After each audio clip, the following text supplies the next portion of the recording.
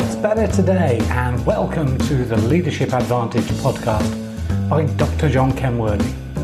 The Leadership Advantage isn't some magic pill or silver bullet to instant success as a leader, but I'm sharing the art and neuroscience of hacking expert leadership to unstuck your potential in life and work.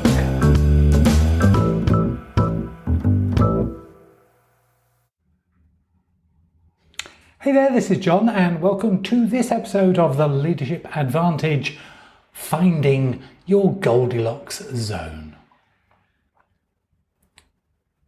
Goldilocks is fast asleep when the bears return. She found her perfect bed, not too big and not too soft.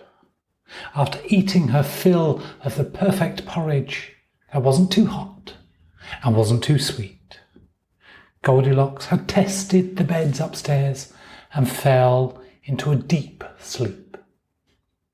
The three bears were none too pleased with this breach of neighbourly etiquette and devour Goldilocks. Or Goldilocks jumps out of a window and is never seen again. Or Goldilocks explains how hungry and tired she was and befriends the forgiving bears, and they all live happily ever after. Which version do you believe as the story for your life? The version usually shared with your kids probably has Mama, Papa and Baby Bear, and Goldilocks escapes, is rescued from the woods by her mother and vows never to dare go in the woods again. It's the expectation that if you ever dare to find that sweet spot in your life, someone will come and immediately take it away from you for being undeserving, and you can never go back to find it. And so you allow stress to build in your life. You work way too many hours and spend far longer than anyone should in pointless meetings. And then someone tells you that you must find your life-work balance, as you chuckle inwardly that anyone still believing that myth is deluded. The life-work balance myth. I meet a few people who have found their work and life balance. To most, though, it remains a myth or a mirage in the desert of a stressful life. We've bills to pay and children to feed, a demanding boss and impossible deadlines to meet. Who has time to exercise, eat healthy and well, play with the kids, have quality time with your partner, spend time with the family, enjoy fulfilling friendships outside work, participate in sports and be active in the community, let alone give back to society? And we all know that our time here is limited, that we are here for but a breath. There simply isn't time to have our cake or our porridge and eat it. Most people I meet through my work are way out of balance. Work has taken over and become the focus of all energies. Everything else is put to one side in a pretense that one day you'll come back to it. And then something snaps. There has to be more to life than this. There has to be more to life than this. Work, like the big bear's bed, can become too hard and, like his porridge, too lumpy. It's tempting to escape out of the window and run away and become a corporate refugee, seeking the solace and comfort of entrepreneurship. Or you might compromise and choose to make a radical shift to do something you love and enjoy, but still pays a reasonable salary. The world used to refer to this as a midlife crisis, only it is no longer the exclusive purview or domain of men in their early 50s who trade the wife for a younger model and suddenly have a desire to drive a red sports car. Now it's a crisis that can hit at any age and several times. What matters most at this point is that you choose to be at cause for your life and less at the effect of your boss. So what is this all about corporate refugees? Fleeing the corporate world is a desire of many. Continuing doing what you do well, but without the craziness of fat cat shareholders, demanding bosses and all those meetings. Instead, the lure of entrepreneurship tolls its bell and many set up shop. Only now there's no salary and the demanding boss is replaced by an even more demanding client if you are fortunate enough to secure one of those, and there's not enough money to pay people to do the drudge work. So are you an entrepreneur building a business that employs others, or are you a freelancer?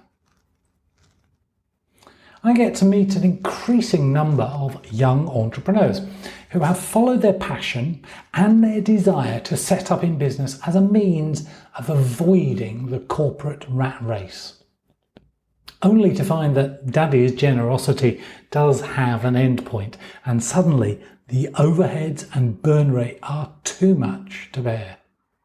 Sadly, many realise too late that the skill set for running a business is not their strength, and even though they are the founder, it is not always essential to be the CEO.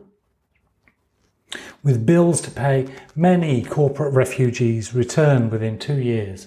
Beyond that, and few make it back to that golden land of salarydom. A compromise is made. Some choose to return to a corporate salary as being safe and secure, even at the expense of a personal life. A few brave souls stick it out, scrambling for a few crumbs at the freelancer's table. But then there are those who planned and chose to be at cause. They followed their passion and leveraged their talents and strengths to provide a product or service the world needs and that they want to pay for. Those few, those mighty few, found their Goldilocks zone. They have found their sweet spot.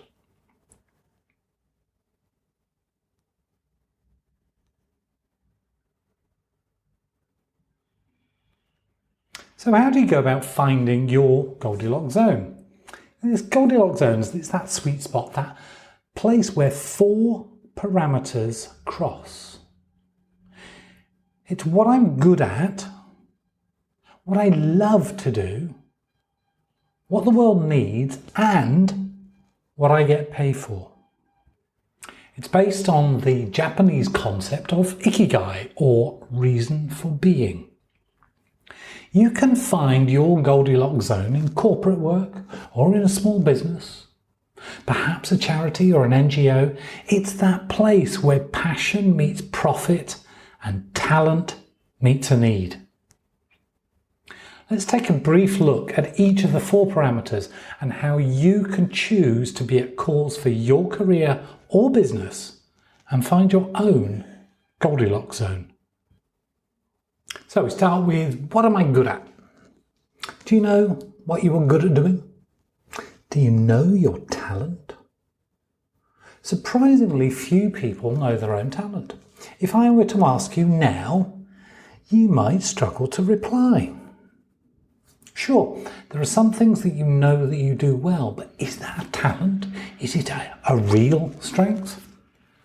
I'll share a few simple exercises and worksheets that you can use later to work through this in your own time. For now, I'd like you to think of 3 things that you do well on a regular basis. When you compare your ability in this area to your immediate peers, your friends, your family, that is what you would consider to be a strength. You'll know one of mine is cooking. I am gifted in the culinary arts. Not all dishes. You may recall an earlier episode where I confessed my lack of skills in the pastry kitchen. I'm most certainly better at cooking than most people. And sadly a lot better than most professional chefs. I have a talent. in part because I have a natural gift, and in greater part because I have practiced a great deal and do so daily. I'm also very good at tech, and I can teach.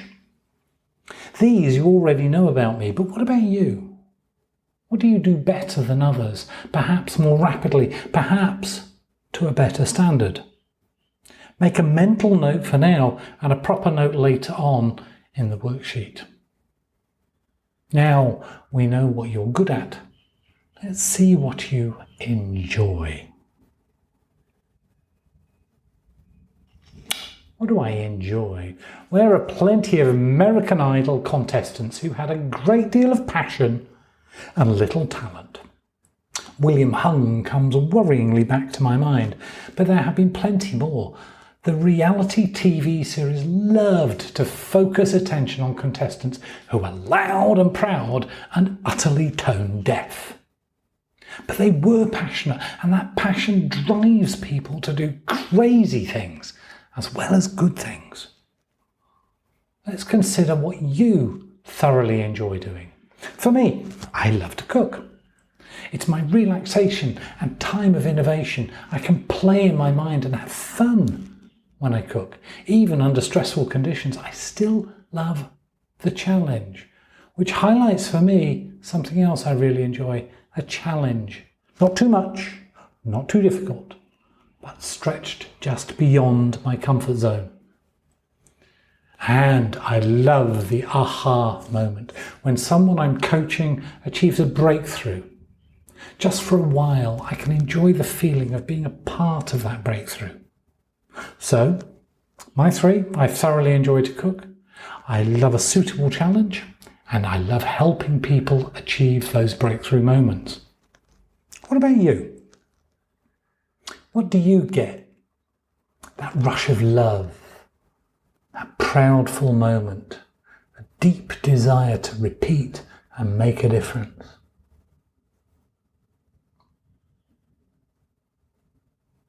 Now you have your strengths and possibly your talents.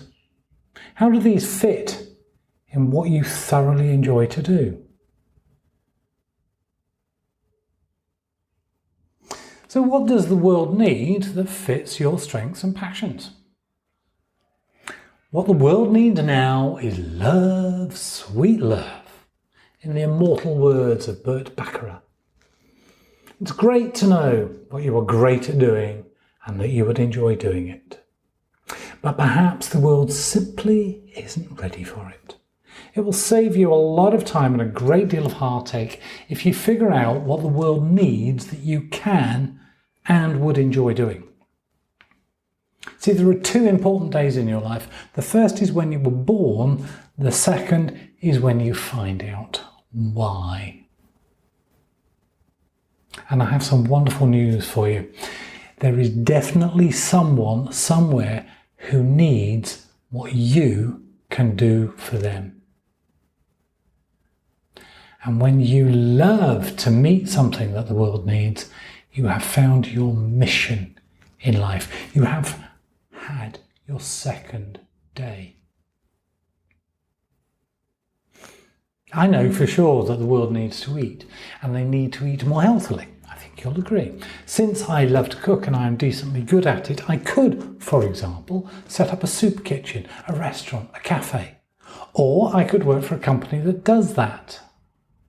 Okay, so I've actually been there, seen it, done it, and got the t-shirt. And for sure, I had found a very good niche for me, but I wanted more. I needed a challenge, and I was not getting that aha moment. And working fewer hours, well, that would be really nice. What do you do well that you enjoy doing that the world needs?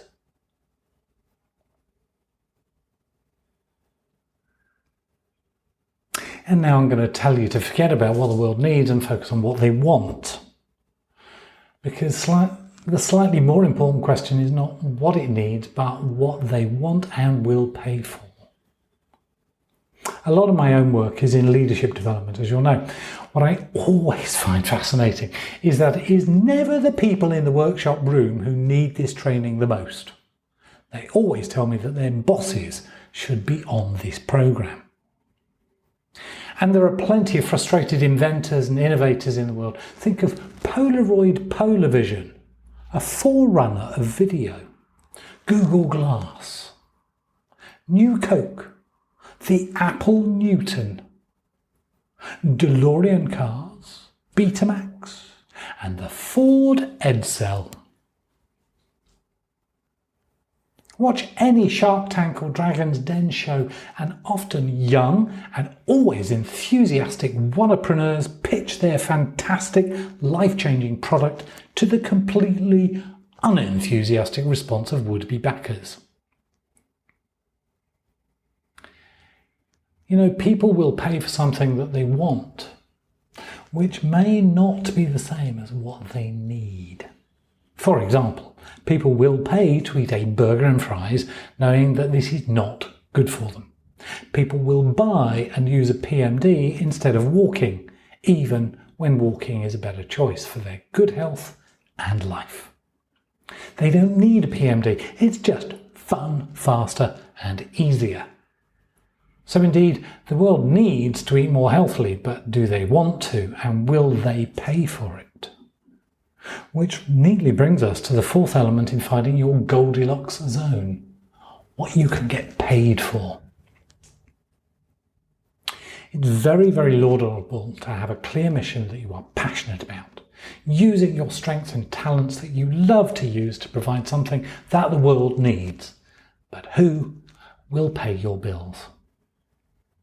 This is where it can be a bit tempting to fall back into the rat race of doing what you can do for money, otherwise known as a profession. If you don't love it and the world doesn't really need it, then you will soon face another crisis of finding purpose in life, let alone balance. It can also be tempting to focus only on meeting a world need for money, a vocation. Even if you are, honestly, not terrifically good at it, nor do you particularly enjoy doing it. I've met a whole lot of teachers who would fit in this spot. Let's come back to you. You have some idea of what you are good at doing, and surely you know what you love to do. What does the world need that will benefit greatly from your strengths and talents? And can you do this in such a way that you get paid to do so? It's all about getting your balance right. And of course, not neglecting that life is about much more than work. So how do we go about finding the balance, that perfection in life of the Goldilocks zone? You can choose to be at cause for your life and career by identifying a way to use your strengths and talents to do something that the world needs and will pay for that you will thoroughly enjoy doing. Maybe it's not possible in your work right now, but you can do it for your home life. Because the same reasoning applies. Instead of the world's needs, seek to fulfill your family's needs. And you'll pay. Oh, that's love and affection. Consider your health life too. What can you do well enough that you enjoy doing for your own good health?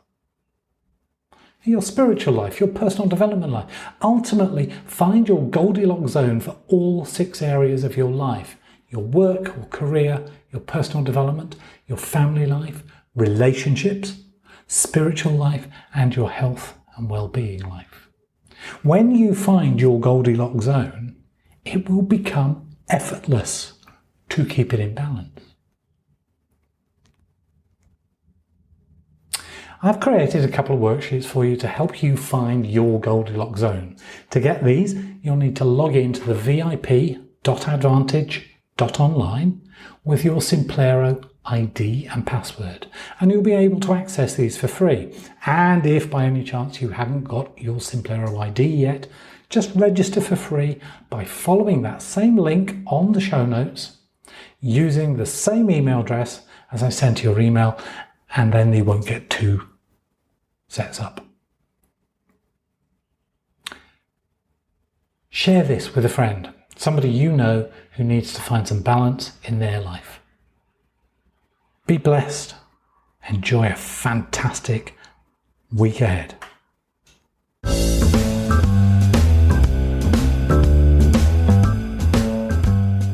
I hope that you really enjoyed this episode and will share some highlights with the people you care about most.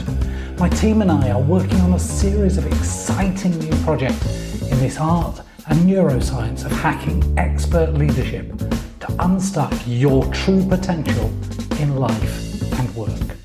To learn more, visit leadershipadvantage.com or just search for Dr. John Kenworthy and connect with me.